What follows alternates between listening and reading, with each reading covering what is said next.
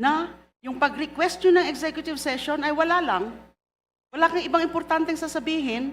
Wala kang ibang pangalan ng babanggitin. Why in the first place did you request for executive session? If there's nothing that you would want further to be added in your sinumpaang salaysay. Hindi po ako naniniwala.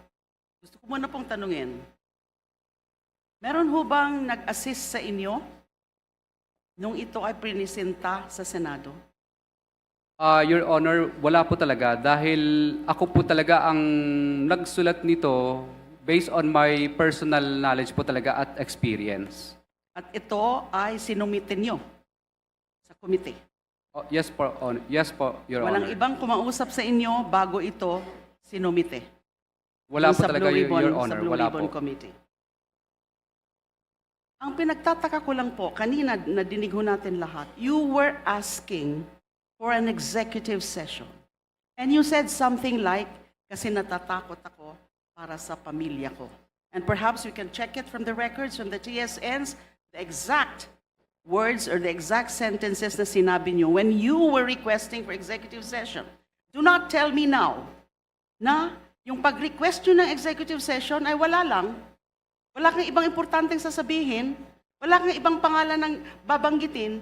Why in the first place did you request for executive session? If there's nothing that you would want further to be added in your sinumpaang salaysay. Your Honor, pasensya na po kayo. Hindi ko lang po masyadong naintindihan dahil kinakabahan po ako kanina sa mga tanong po ninyo. Pero ngayon po, medyo nung naggabayan po ako ng abogado ko, ay naintindihan ko po yung yung tanong. Pero klaro, humingi kayo ng executive session. Klaro na sinabi nyo, natatakot ka. Totoo po. Kanino? Kanino ka natatakot? Your Honor, natatakot po ako sa kaligtasan po ng pamilya namin. Dito po sa mga taong napangalanan po namin.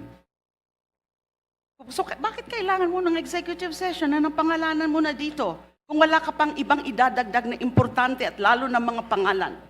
Your Honor, pasensya na po kayo. Hindi ko lang po masyadong naintindihan kanina yung talagang paikot ng tanong. Dito po ang naguluhan sa ilan sa kanila. Pero Ay, kayo sina. mismo ang nagsabi executive session. Sinong nag-advise sa inyo na humingi kayo ng executive session? Your Honor, pasensya na po kayo. Hindi ako masyadong magaling sa legal. Kadalasan lang po, pag nanonood lang Sino po. po ang nagsabi sa inyo na humingi muna kayo ng executive session? It could not be your own idea. Kasi nga sabi mo, hindi mo naman naiintindihan. Wala po, Your Honor. Minsan naririnig ko lang po sa ibang mga napapanood ko sa YouTube, yung mga ganong klase ng Naiintindihan mo sagot. kung anong ibig sabihin ng executive session? Kasi kung hindi mo naiintindihan yon, bakit mo babanggitin yon? Your Honor, pasensya na po kayo sa kanina na isagot ko. Pero ang sagot ko po ay ito na po lahat.